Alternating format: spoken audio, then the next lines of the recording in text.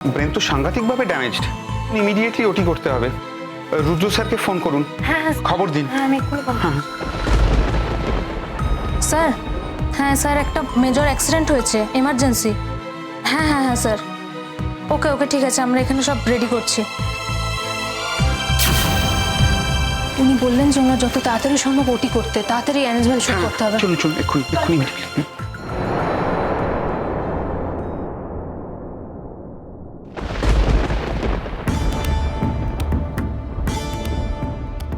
R you happy? কি রে, উত্তর দিয়ে খুশি খুশি হয়েছিস তো? এটাই তো চেয়েছিলি না তুই? ওরা হয়তো আর বাঁচবে না। এটাই তো তুই চেয়েছিলি, যে তোর স্মৃতিতে সিঁদুর উঠবে আর আমার স্মৃতি সাদা হয়ে যাবে। এটাই তো চেয়েছিলি, এটাই তো চেয়েছিলি। আমি কখনো এটা চাইনি। আমি সবসময় চেয়েছি স্যারটি যদি বেঁচে থাকে। আমি সবসময় চেয়েছি তোমরা যাতে ভালো থাকো। আমাকে এভাবে দোষ দিচ্ছ। তুমি কেন আটকে রাখতে পারোনি? কেন এভাবে মানুষটাকে ছেড়ে দিয়েছো? কি করে আমি জানবো গুটি যে তুই এখনো অনুজের মনে 100 ভাগ জুড়ে তুই আছিস? আমি কি করে জানবো যে তুই এভাবে অনুজকে নিংড়ে তিলে তিলে শেষ করে দিয়েছিস? আমি কি করে জানবো গুটি? আমি ভেবেছিলাম যে হ্যাঁ, অনুজের দুর্বলতা আছে তোর প্রতি, কিন্তু আমি তো অনুজের বিয়ে করে স্ত্রী। বল, আমাকে তো ভালোবাসে। আমার কথা ভেবে তো ওর এটা করার কথা না, বল। কিন্তু ওইটা কি? এই যে যুধাজিৎ বাবু, এই যে সেদিনকে তো আমাকে অনেক কথা শুনিয়েছিলেন আপনি, অনেক প্রতিবাদ জানিয়েছিলেন। এখন কথা বলুন, আজকে কি মনে হচ্ছে মেয়েটিকে আপনি বিয়ে করবেন? এই মেয়েটাকে আপনি এখনো বিয়ে করবেন? আর আজকে দাঁড়িয়ে কি মনে হচ্ছে আপনার একে নিয়ে? আমার কি মনে হচ্ছে সেই ব্যাখ্যা আপনার কোনো প্রয়োজন নেই। আপনি শান্ত হন, এটা একটা হসপিটাল। অকারণে কাউকে অ্যাকিউজ করবেন না এখানে। এত প্রেম এই মেয়েটার প্রতি আপনার এখন? আপনারা কেউ বুঝতে পারছেন না কেন যে এই মেয়েটার মধ্যে একটা সর্বনাশী বাসা বেঁধেছে? অনুজকে শেষ করে দিয়েছে, ও আপনাকেও শেষ করে দেবে। আমি তো অনুজকে বাঁচাতে পারলাম না। আপনি পালিয়ে যান যুধাজিৎ বাবু, ও আপনাকেও শেষ করে দেবে। কিন্তু তার থেকে বরং আমি শেষ হয়ে যাই। আমি শেষ হয়ে গেলে পৃথিবীতে আর কোনো ঝামেলা ঝঞ্ঝাট কিছু থাকবে না। আমি শেষ করে দেবো নিজেকে। গুটি, গুটি, কি হচ্ছেটা কি? কি করছেন? কি করছেন? শান্ত হন। শান্ত হন। কি করছেন? গুটি, আপনারা এখানে কিন্তু এরকম চিৎকার করতে পারেন না। দেখছেন তো একটা পেশেন্টের ট্রিটমেন্ট হচ্ছে, আপনারা কি করছেন এটা? আপনারা কিন্তু এখানে এরকম করবেন না প্লিজ, এটা একটা হসপিটাল। সব নাটক, কিচ্ছু হবে না। ওরা ওইগুলো নাটক করছে। ও নিজে বেঁচে থাকবে, আপনারা সবাইকে শেষ করে দেবে। কোথায় পেশেন্ট? কোথায়?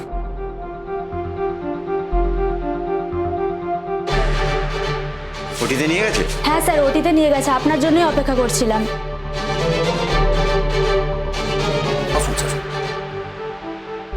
গুড্ডি এরকম করে না, প্লিজ। আমি তো এতদিন নিজেকে আটকে রেখেছিলাম। আমি তো কিছু করিনি মিঠিদি, তাহলে কেন? কেন আজকে আমার সঙ্গে এত বড় দুর্ঘটনা ঘটলো? কেন এই কাজটা করলো? আমাকে এভাবে সবার সামনে ছোট করে দিল। আমি তো শুধু চেয়েছিলাম ও যেন ভালো থাকে। ও কেন এই কাজটা করলো? ওকে একবার আমার কথা ভাবলো না? ও একবার আমার এই কথাটা শুনলো না? ও একবার আমার কথাটা শুনলো না। কেন এই কাজটা করলো? Guddi, please please please control yourself. It was an accident.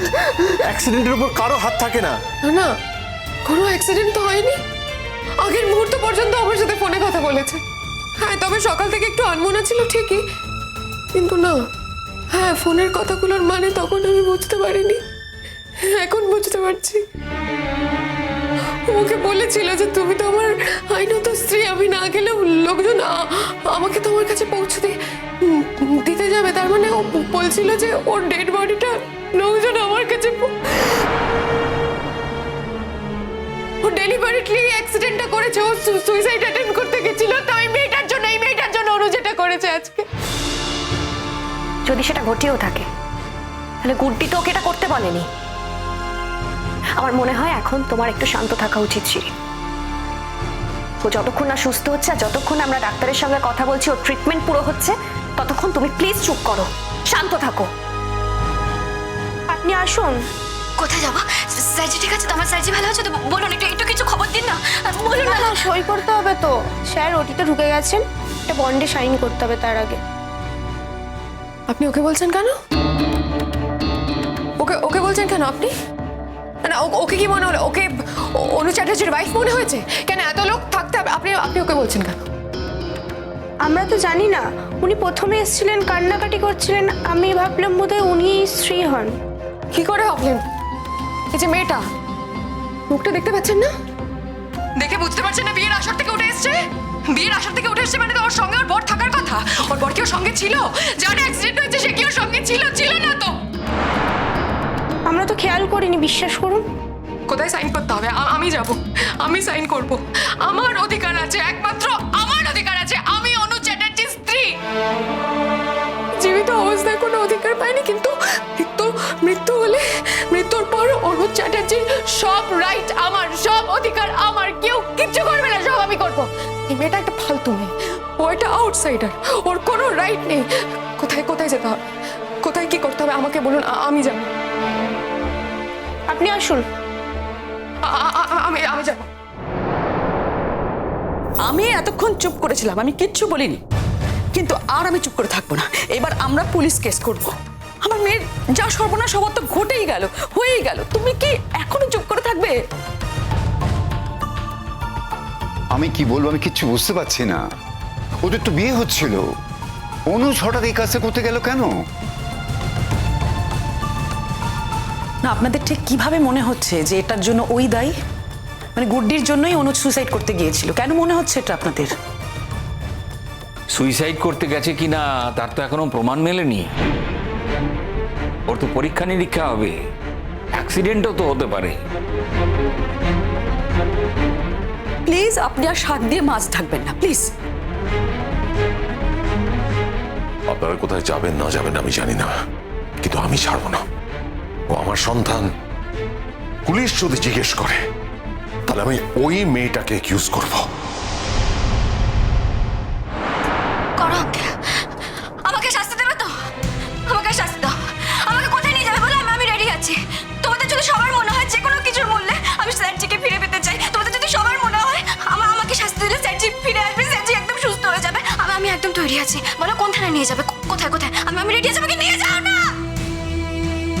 গুড্ডি, আমাদের বিয়েটা এখনো হয়নি, কিন্তু মনে রেখো তুমি একা নও।